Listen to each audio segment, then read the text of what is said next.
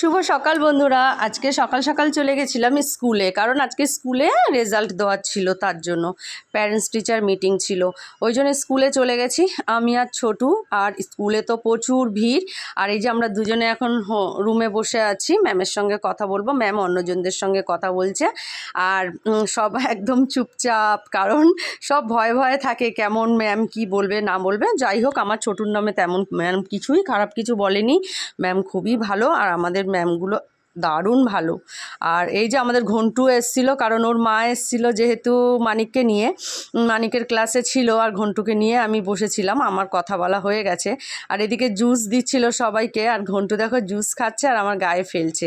আর এখানে নিচে সব বই কিনছিল, কারণ গল্পের বই বিক্রি হচ্ছিল, এমনি পড়াশোনার বইও বিক্রি হচ্ছিল। বাচ্চারা ছুটি কাটাবে কী করে, তাই জন্য স্টোরি বুক সব বিক্রি হচ্ছিল। আর বাচ্চারা তো জানোই, মানে স্টোরি বুক কেনার জন্য পাগল হয়ে যায়। আমি তো কিনে দিইনি, ওর পিসি কিনে দিয়েছে ছোটুকে স্টোরি বুক। আর এদিকে ঘন্টু দেখো কি দুষ্টুমি করছে, আর ওকে নিয়ে আমি বসে রয়েছি। আর ওর মা ওদিকে ওদেরকে নিয়ে স্টোরি বুক কিনতে গেছে।